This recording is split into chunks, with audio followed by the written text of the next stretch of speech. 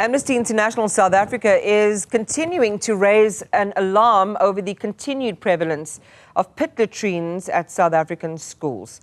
According to the latest report, nearly 4,000 schools in South Africa still use pit toilets, and it affects over 1 million school children. The organization has also put together a petition to strengthen their call, and Amnesty South Africa's Cassandra Dorasamy joins me now to talk about the issue.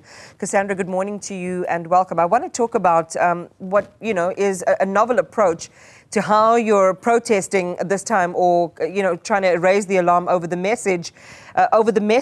And it's about the posters that you have disseminated, which is made up, or printed with some very interesting material. Just talk to us and share with our viewers what that is and why you've gone that route.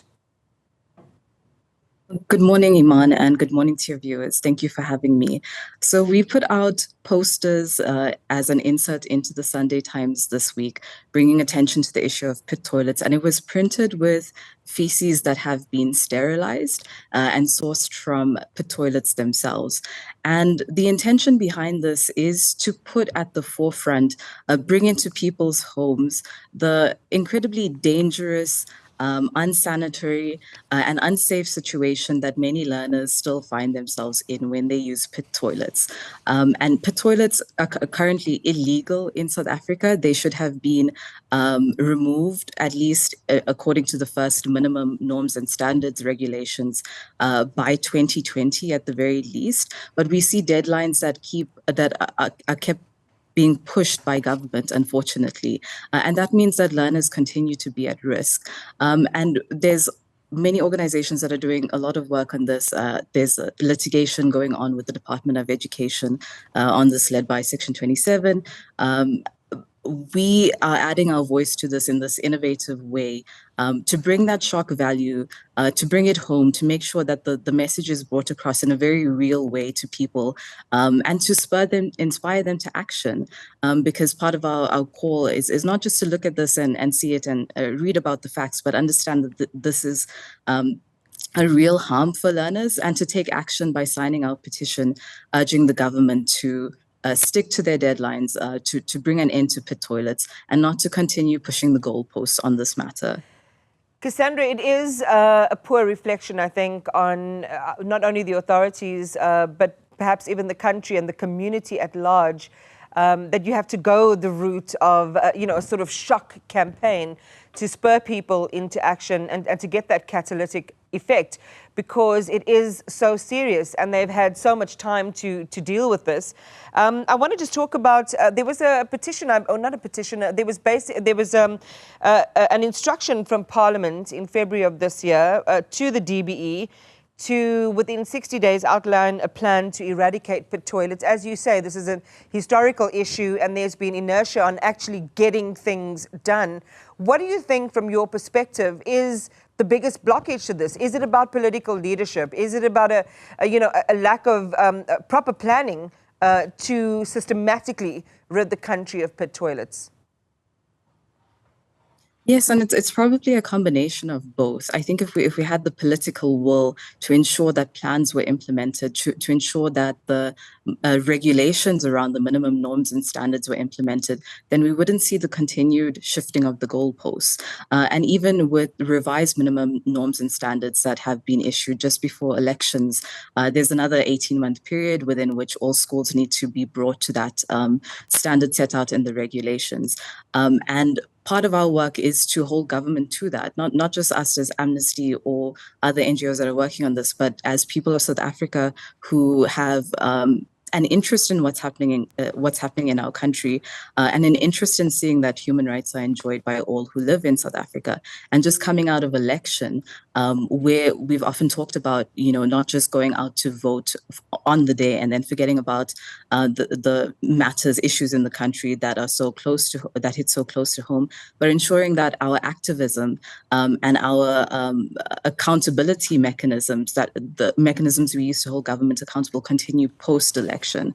And this is one of the ways in which we are doing this. We're asking people to sign this petition to government to communicate that this is something that this is important to them and something that they want to see government action on. And with the incoming administration, this is something that we're asking government to prioritize as one of the major human rights issues, and an issue that impacts incredibly on access to basic education for learners, where we know that education plays such an important role in ensuring that people's socioeconomic positions are improved. It is a basic right that all learners should be able to attend schools and get their basic education in a safe manner. So this is something that we're calling on the next administration, we're calling on government to ensure that this is part of their priorities. Yeah, and to get it done, as you've been saying, it's a can that's been kicked down the road several times. I think the new undertaking that DBE has made is to have this done or to eradicate all pit toilets in South Africa by 2025. I'll talk in just a moment about the graphic. In fact, let's talk about it right now. There's a graphic you've put out which outlines which provinces in the country are still blighted by the use of pit toilets, and Limpopo seems to have the highest concentration of pit toilets in the country, almost touching on 2,000 schools with pit latrines. KwaZulu-Natal, just over 500 schools. Northwest, the same, just over 500 schools. Just share with our viewers, again, what, and again, when you see the pictures of what they actually look like, it's just unthinkable that children, especially small children, have to use such facilities, if we can even call them facilities.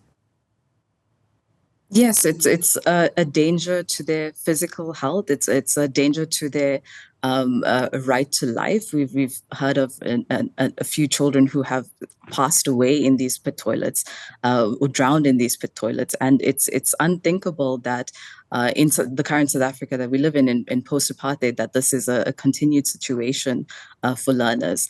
But to speak to the graphic that you mentioned, it's based on government's own statistics of where they are at, and there are currently 3,932 schools that still use basic pit toilets.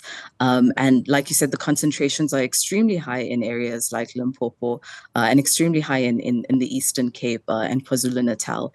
And these are areas that we need to see continued effort from the provincial government and continued political will from national government to ensure that this is something that's finally we're done with forever, and that students can go to school and know that they will have facilities to use that are safe and not have this as another additional hamper to their ability to learn. Yeah.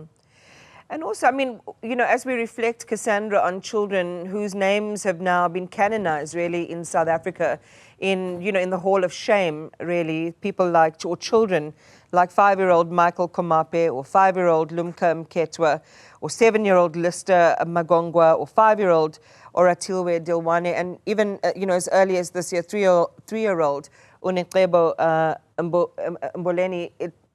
We understand, every time this happens, every time a child perishes under these awful conditions, there's such an outpouring and an outcry, yet the needle's not really shifting on ensuring that the opportunities for risk, or that the risks are minimized. Exactly. So we can't wait for another child's name to be added to this list. I think the part of the reason why we're going with this shock value and something that's so in your face is because the danger is extremely real.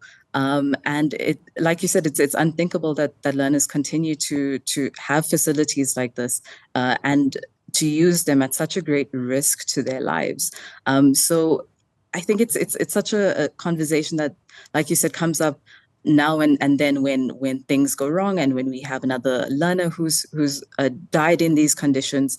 But we want to continue putting the pressure, not just when something goes wrong, but in the interim until this issue is dealt with completely. All right, so quite quite a route that you've gone in terms of publicizing the petition. Cassandra, what's the uptake been like so far, and for other South Africans who want to lend their voice and continue to apply this sort of activism pressure, how can they access it? So if you go on to amnesty.org.za and you click under the Act Now tab, you'll be directed to a page where you'll see the petition, and it's called Get Rid of the Stink. And the government has a call for government to eradicate pit toilets in our schools by the end of 2024. And we just launched the visual yesterday in the Sunday Times, and I hear so far we've had 85 actions and growing. So we hope to see those numbers increase, and we hope more people would add their voice to this campaign. Just one more thing before I let you go, Cassandra, and I think sometimes when we personalize the issue, or, you attach it to someone's name in an office, it has more impact, because now suddenly, the profile of the deployee or the executive becomes, more familiar to the public, and you have somebody who feels directly responsible. And is that the route you're suggesting that not only organizations like yourself, but also the public in general pursue, to hold particular people responsible, and to ask them for answers, and to continue to apply that pressure more specifically to their officers? Yes, exactly. I think with this petition, we're aiming at the presidency and at the Department of Basic Education as the people who hold ultimate authority. But when you speak of different routes, I think it's important to think of different people's locations and situations and who they might have access to.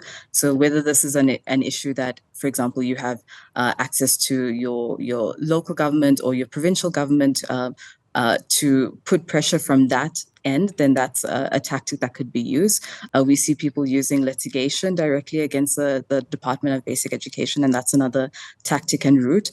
And we target the presidency directly because he is the ultimate, or the presidency has the ultimate authority over the departments to ensure that these mandates are upheld, and that ministers are held accountable to the goals that they set out and the regulations that they need to implement.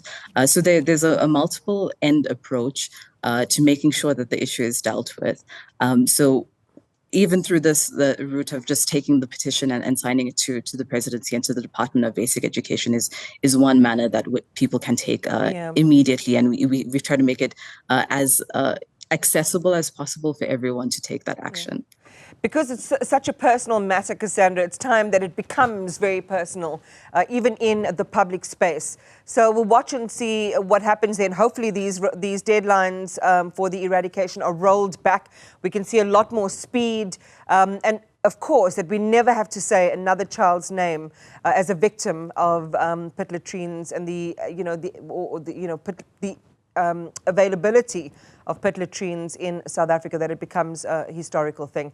Amnesty South Africa's Cassandra Dorasamy talking to us about their latest petition campaigning for the eradication of thousands of pit latrines still in existence in South African schools.